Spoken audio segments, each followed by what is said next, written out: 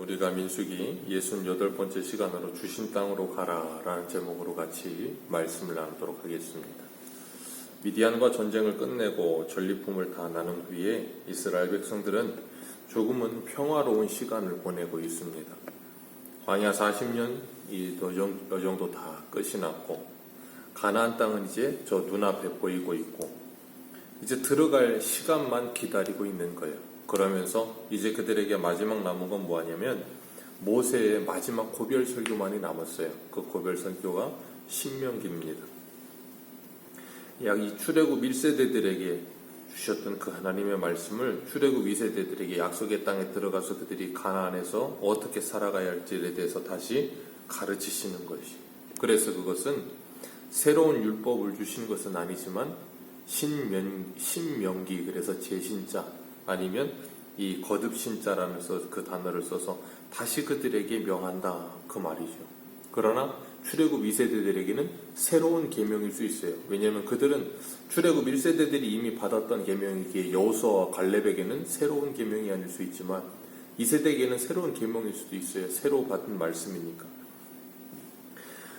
그런 것처럼 이 사도 요한도 요한일서 2장 7절에 보면 이런 말을 합니다. 사랑하는 자들아, 내가 새 계명을 너희에게 쓰는 것이 아니라 너희가 처음부터 가진 옛 계명이니 이 옛 계명은 너희가 들은 바 말씀이거니와 다시 내가 너희에게 새 계명을 쓰노니 그에게와 너희에게도 참된 것이라. 이는 어두움이 지나가고 참빛이 벌써 비치니라. 아멘. 사도 요한이 이 그리스도인들에게 편지를 써보내면서 하는 말이에요. 새 계명을 쓰는 것 아니다. 너희들이 모르는 거 아니고 옛날부터 있던 계명을 너희들에게 다시 말하는 것이다. 그러나 그것은 새 계명이기도 하다. 그렇게 말을 하는데 그 이유는 무엇인가 하면 이 사도들을 통하여서 예수 그리스도의 말씀을 전해 들은 자들이기 때문에 그런 것이고, 예수님께서 새 계명을 말하니 서로 사랑하라 하시는 예수님 안에서 새롭게 들려지는 계명. 그러니까 예수님을 믿기 전에 듣던 유대인들이 바울을 죽이기 위해서 열심을 내던 하나님께 대한 그런 잘못된 열심으로 듣던 계명이 예수님을 믿고 나면 새롭게 들려지는 거예요. 새로운 측면이 열려지는 거죠. 그 단어, 워드 자체가 틀려졌다는 것은 아니에요. 워드 자체는 똑같죠. 그러나 그들이 그것을 받아들이는 마음가짐은 새로워져요. 그런 것처럼 우리들도 하나님의 은혜를 받으면 항상 듣던 말씀인데 그 말씀이 새롭게 열릴 때가 있어요. 우리에게 은혜가 되면 우리가 묵상하지 못했던 부분이 새롭게 열리기도 하고 새로운 부분이 보여지기도 하고, 마치 베드로 요한이 성령을 받고 난 후에는 성전 민문에 앉아있는 40년 동안이나 앉아있던 그 안진뱅이가 보여지는 거죠. 새롭게 정비하고 하나님의 말씀을 받아 이제는 가나안 땅으로 들어가야 하는데 갑자기 르우벤과 갓자손이 태클을 겁니다.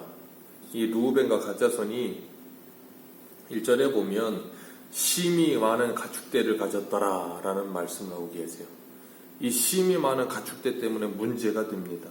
왜 그런가 하면 그들이 야셀 땅과 길르앗 땅을 보았던 거예요. 야셀 땅과 길르앗 땅을 보니까 어떻다고요? 1절에 그것이 뭐할 만한 장소라고요? 목축할 만한 장소라. 그러면서 그들이 모세에게 말하기를 뭐라 그러는가 하면 5절에 우리가 당신에게 은혜를 입었으면 이 요단강을 건너지 않게 하여 주옵소서. 이 땅을 당신의 종들에게 주셔서 요단강 건너지 않도록 우리들을 좀 도와주십시오 라고 요청을 하고 있는 거예요. 이들이 말했던 이 1절에 나오는 야셀과 길르앗 땅을 보았다 그랬는데 그 땅은 목축하기 좋은 땅이다. 그러니까 이 요단강 동편 쪽에 이렇게 뭐라 그래야 될까요? 산과 산 사이의 절벽? 그렇게 말해야 될까요? 거기를 이제 평야라고 부를 수 있는데 거기에는 이제 산림이 울창하게 있고 물도 있고, 그러니까 누가 보기에도 이제 양이나 아니면 그런 이 목축하기에는 참 좋은 땅으로 보여지는 거예요. 그러니까 탐낼만 하죠. 양도 많아, 이 목축할 만한 가축들도 많았고, 그런데 땅을 보니까 거기에 딱 안성맞춤으로 땅도 있고, 그러니까 누가 봐도 그것은 목축할 만한 장소라. 그래서 1절과 4절에 그 말씀이 반복해서 나와요. 그러면서 우리 거기 좀 있게 해주십시오. 그리고 요단강을 건너지 않게 해주십시오. 여기에는 두 가지 요청이 있는 거예요. 여기 너무 좋으니까 여기가 좋사오니 여기 있겠습니다. 두 번째는 뭐냐면 요단강을 건너지 않고 하나님이 약속하신 땅에 들어가서 전쟁을 하지 않겠다는 말과 똑같은 거예요. 그러니까 그건 다시 바꿔 말하면 굉장한 이기적인 마음이죠. 우리는 저기 들어가서 치열하게 전쟁하고 싶지 않다는 거예요. 이미 전쟁 끝난 이 요단 동편, 이미 승리해서 얻어진 땅, 여기 그냥 살고 싶다는 거예요. 왜요? 자기들이 보기에 좋아 보였던 거예요. 그런데 하나님의 백성들은 자기가 보기에 좋은 땅을 찾아다니는 사람들이 아니라 하나님이 약속하신 땅으로 가는 사람들이라는 걸 잊어버리면 안 되는 거예요. 근데 이 사람들은 그걸 잊어버린 거예요. 목적을 잊어버린 거죠. 출애굽한 이 인생의 목적.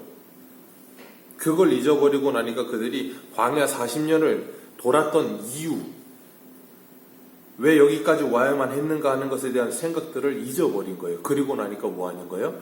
눈에 보이게 목축하기에 너무나도 안성맞춤인 땅이 있으니까 거기 있고 싶다는 거예요. 그럴 것 같으면 애굽에서 뭐 하려고 나옵니까?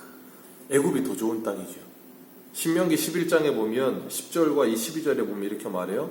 내가 들어가 차지하려는 땅은 내가 나온 애굽 땅과 같지 아니하니 거기에는 너희가 파종한 후에 발로 물대기에 채소밭에 댐과 같이 하였거니와 너희가 건너가서 차지할 땅은 산과 골짜기가 있어서 하늘에서 비를 내려 비를 흡수하는 땅이요 내 하나님 여호와께서 돌보아 주시는 땅이라 연초부터 연말까지 내 하나님 여호와이노니 항상 그 위에 있느니라. 아멘. 그러니까 가나안 땅은 하나님 쳐다보지 않으면 살 수 없는 땅. 비가 내려도 비를 저축하지를 못하고 비를 흡수해버리는 땅. 그러니까 비가 내리면 비가 이렇게 좀 모여 있어서 언제든지 물을 끌어쓸 수 있으면 좋은데 그런 땅이 아니라는 거예요. 비가 내리면 내리는 대로 그냥 다 빨아들여 버리는 거예요. 그러면 어떻게 되겠어요? 어제 비가 왔어도 내일 비가 필요하면 또 비가 내려야 되는 거예요. 비가 안 내리면 살 수가 없는 거예요. 그러니 눈으로 보기에는 굉장히 척박한 땅일 수 있어요. 그래서 이 르우벤과 갓 자손이 우리가 보기에는 저 건너가서 얻는 땅보다는 여기가 더 좋아 보이는 거예요. 오늘날 우리들도 마찬가지죠. 우리 육신 눈에 보기에 좋아 보이는 것, 믿음으로 살아가다 보면 결코 편안하지 않거든요. 믿음으로 살지 않고 대충 타협하고 그냥 1357구로 대충 살면 편해요. 한 발은 교회에 한 발은 세상에 그러면서 그냥 신앙생활을 하는 것인지 안 하는 것인지도 모르게 대충 예수를 믿지 않으면서도 그냥 뭔가 마음에 불편함이 있으니까 교회를 그냥 다녀주는 정도로 신앙생활을 하면서 세상에서 하고 싶은 일은 다 하고 싶고 그렇게 생활을 하다 보니 뭐예요? 저 하나님의 나라에 대한 소망은 아무것도 없고 계시록 22장의 말씀처럼 아멘 주 예수여 오시옵소서가 아니고 아멘 주 예수여 더디 오시옵소서. 오늘은 아니오니 다 내년에 오시옵소서. 그러고 있으니 교회가 어떤 능력이 있고 소망이 있고 힘이 있겠어요. 이 세상 사람들보다도 더 본즉 목축할 만한 좋은 땅을 차지하고 싶은 욕심이 더 많은데. 그러니까 모세가 그들을 향해서 화가 나지요. 왜요? 지금 40년 동안을 그것 때문에 실패해가지고 무너져서 1세대가 죽었는데 이 똑같은 전철을 밟으니까. 그래서 6절에 같이 한번 읽습니다. 6절입니다. 시작. 갓 자손과 르우벤 자손에게 이르되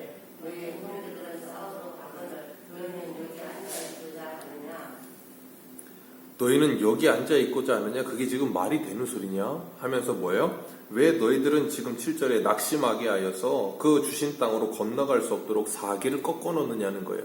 너희들 여기 남으면 쟤들이 가서 건너고 싶겠니? 쟤들이 가서 싸우고 싶겠니? 쟤들도 여기 살고 싶지 않겠니? 너희들만 눈이 달렸니? 쟤들도 눈이 달려 있을 것 아니냐는 거예요. 그렇잖아요. 르우벤과 갓 자손만 봤겠습니까? 그 땅을? 다른 지파도 다 봤겠죠. 그것이 우리들의 모습일 수 있다는 거예요. 우리들도 이 세상을 살다 보면 이 세상이 너무나도 좋아 보여요. 대마처럼. 대마는 세상을 사랑하여 세상으로 떠나버리고 우리가 보기에 안성맞춤인 곳이 있다니까요. 우리가 보기에 너무나도 좋아 보이는 곳이 있다니까요. 그러다 보면 누구와 멀어져요? 하나님과 멀어지고 하나님의 우리에게 가라고 하시는 주신 땅으로 가는 것보다는 여기에 눌러 앉고 싶은 마음이 더 절실한 거예요. 창세기에 보면 하나님이 갈대아 우르에서 아브라함을 불러내세요. 그때 누구도 같이 오냐면 아브라함의 아버지 데라도 같이 나옵니다. 그런데 갈대아 우르에서 나와서 히브리 강을 건넌다는 뜻이거든요. 강을 건너서 그들이 저 위에 어디로 가냐면 하란으로 가요. 그 하란은 그 당시에 무역으로 가장 활발하게 이 무역의 요충지였고 경제적으로 그러니까 쉬운 말로 말하면 휘황찬란했어요. 그러다 보니까 이 갈대아 우르에서 나와서 하란으로 갔는데 하란에서 하나님께서 아브라함에게 너는 네 본토 친척 아비의 집을 떠나라 하시는 말씀을 하시고 나서 아브라함은 그 하란을 떠나 어디로 가냐면 하나님이 약속하신 땅 가나안으로 마침내 가나안 땅에 도착합니다. 그런데 그 12장 위에 11장 마지막에 보면 데라는 하란에서 죽었더라 그렇게 말을 해요. 그런데 우리가 기억해야 될 게 뭐냐면 그걸 조금만 계산을 해보면 그게 말이 안 맞는다는 걸 알아요. 아브라함은 75세에 가나안 땅에 들어갑니다. 그런데 데라는 205살에 죽어요. 데라가 아브라함을 70살에 낳습니다. 그러면 데라가 아브라함을 70살에 낳고 아브라함이 75세에 가나안 땅에 들어갔으니까 아버지 데라의 나이는 145살이에요. 그러면 205살에 죽으면 60살을 더 삽니다. 그런데 데라는 죽었고 아브라함은 가나안 땅에 들어갔더라 그렇게 표현한단 말이에요. 그게 뭘 의미하냐면 하란 땅에 머물러서 거기에 눌러 앉았다는 거예요.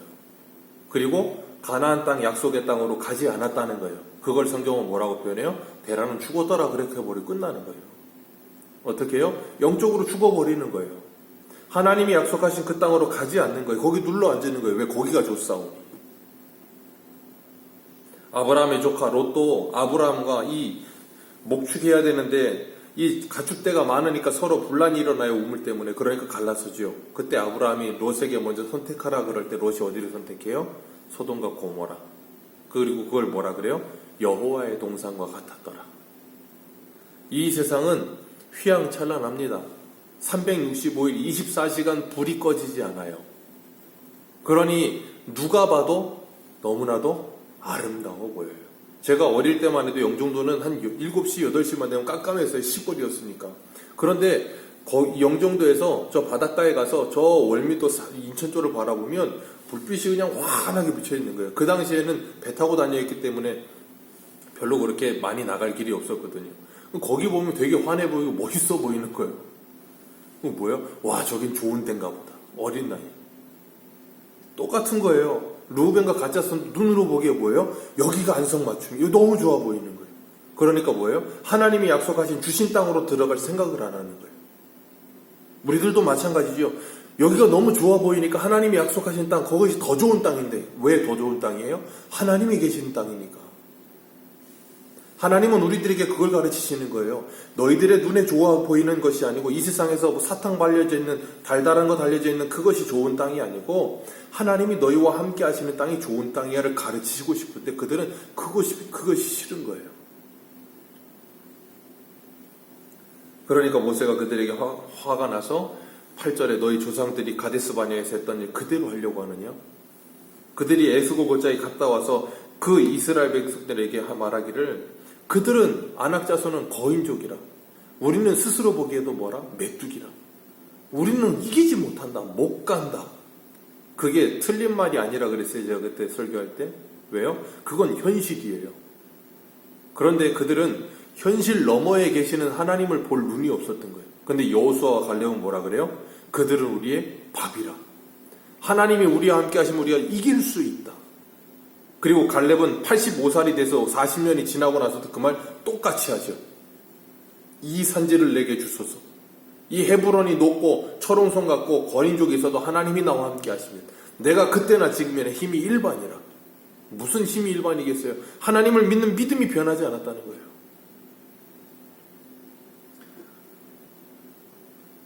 그들의 사기를 꺾어 낙심하게 함으로 9절 말씀에 뭐라 그래요? 주신 땅에 갈 수 없게 하였느니라. 너희들이 지금 그와 똑같은 일을 하려 하느냐? 너희들이 여기에 남아서 이 나머지 백성들의 낙심하게 하여 그들로 하여금 주신 땅에 들어가지 못하게 하려 하느냐? 그러면서 뭐라 그래요? 15절 말씀 같이 읽겠습니다. 시작.